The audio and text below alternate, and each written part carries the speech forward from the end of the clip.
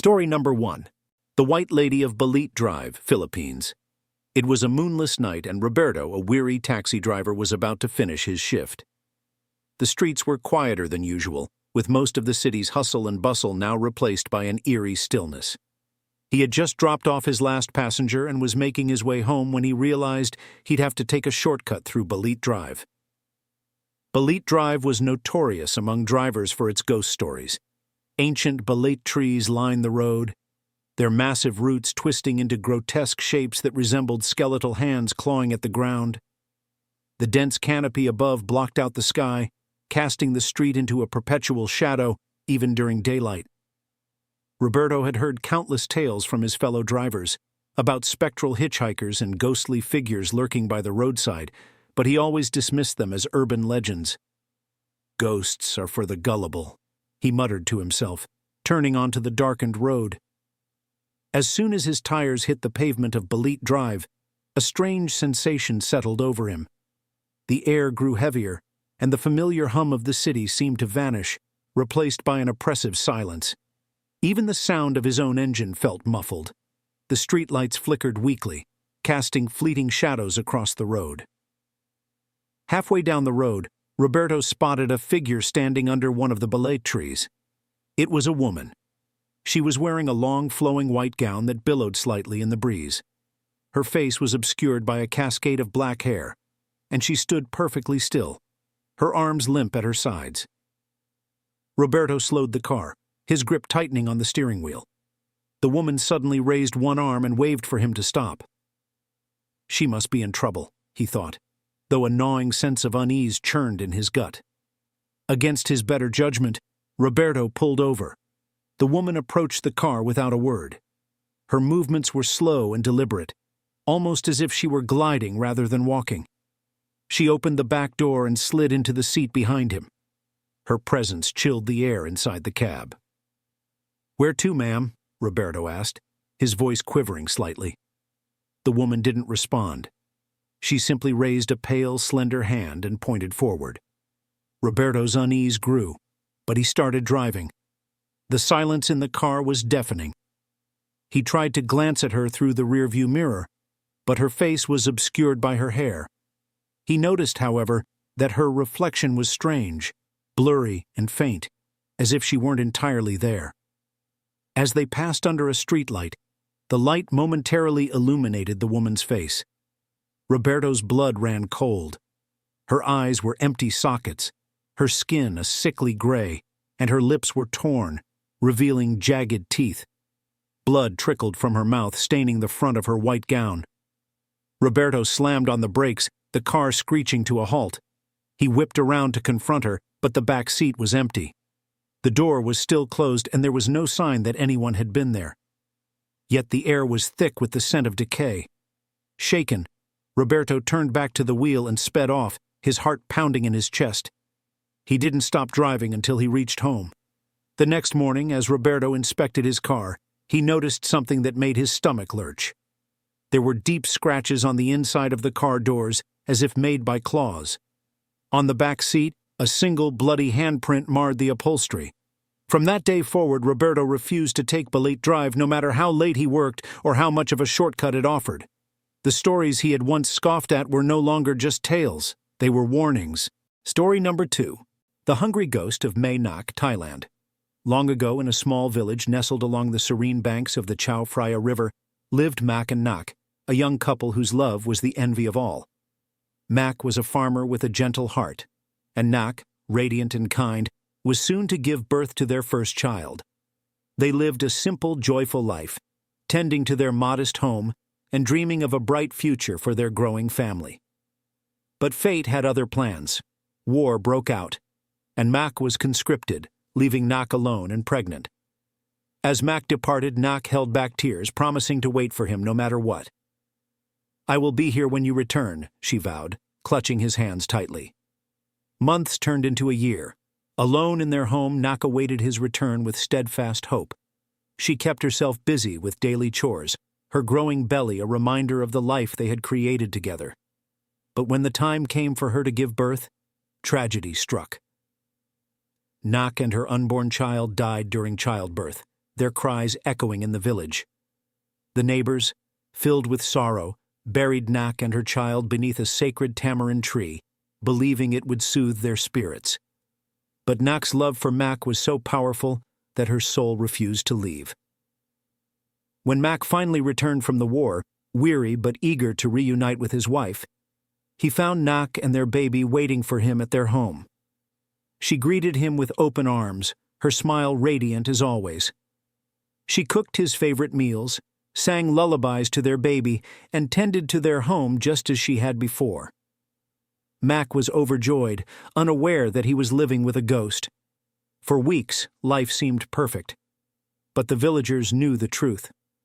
They avoided Mak, whispering behind his back about the haunting presence in his home. One day, a brave neighbor decided to warn him. He approached Mak cautiously, telling him, "The Nak you see is not alive. She died while you were away." Mak laughed, dismissing the warning. "How can that be? I see her every day. She is here with me, as real as you." But soon, strange occurrences began to chip away at Mak's disbelief. One evening, while preparing dinner, Nak accidentally dropped a lime. Mak watched in shock as her arms stretched unnaturally long, reaching across the floor to retrieve it without bending down. Fear gripped him, but he said nothing. The next day, while gathering herbs near the tamarind tree, Mak stumbled upon a grave. The villagers had carved Nak's name into the wooden marker. Realization dawned on him like a thunderclap. His beloved Nak was no longer of this world. Terrified, Mak fled to the village temple, where monks performed rituals to protect him.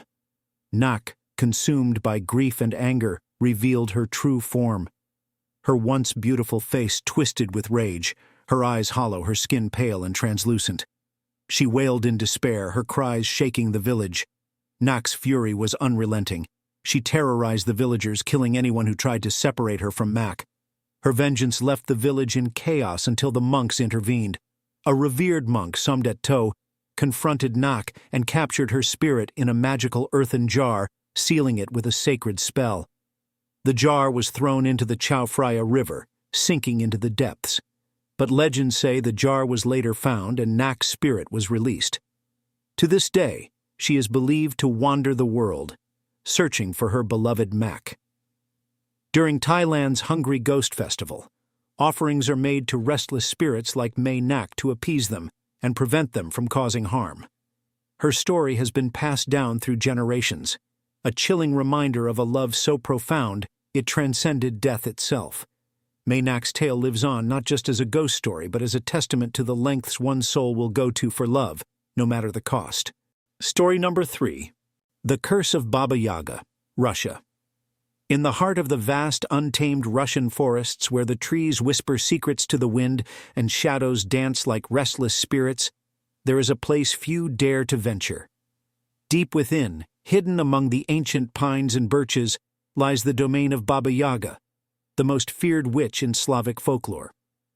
Her hut, perched atop enormous chicken legs, moves restlessly through the woods, turning and shifting as though alive. The fence surrounding it is made of human bones, crowned with skulls whose empty sockets glow faintly in the dark. To some, Baba Yaga is the keeper of ancient knowledge, a guardian of magical secrets. To others, she is the harbinger of doom, her name whispered in fear as a cautionary tale to children. One bitter winter in a quiet village on the forest's edge, a young girl named Vasilisa found herself at the mercy of her cruel stepmother and stepsisters. Jealous of her beauty and kindness, they treated her as a servant, forcing her to endure endless chores and cold disdain. Vasilisa's only comfort was a small enchanted doll her late mother had given her. The doll, her mother had said, would protect her in times of need if she cared for it and fed it scraps of bread.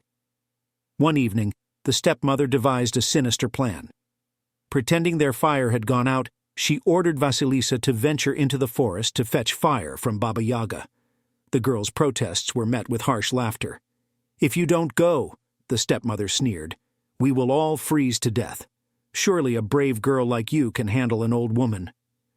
Terrified, but with no choice, Vasilisa packed her doll, a small loaf of bread, and a shawl, and set off into the dark woods. The forest seemed alive.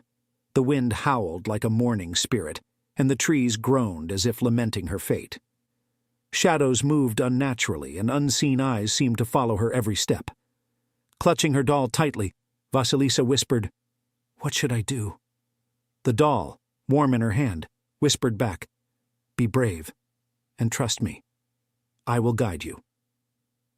After hours of wandering, Vasilisa finally found the hut. It loomed before her, grotesque and otherworldly, its chicken legs shifting restlessly as though preparing to run. The fence of bones gleamed white in the moonlight, and the skulls atop it seemed to watch her approach.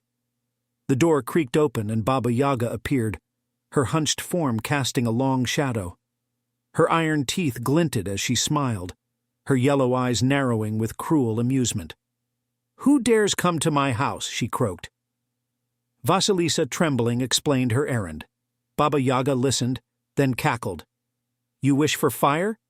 I'll give it to you, but only if you complete 3 tasks. Fail, and I will feast on your bones."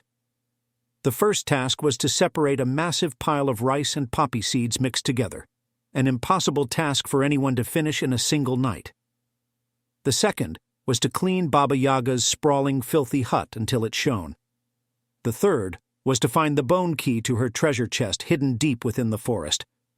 Vasilisa despaired but turned to her doll, which whispered to her as the witch slept, "Do not fear. Feed me, and I will help you."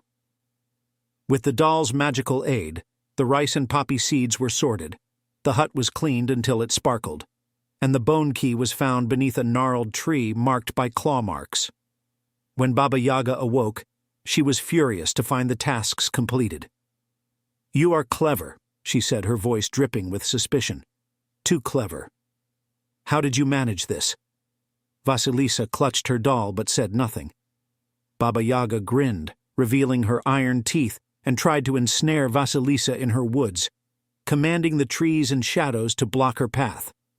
But the girl, clutching the magical fire Baba Yaga had reluctantly given her, fled.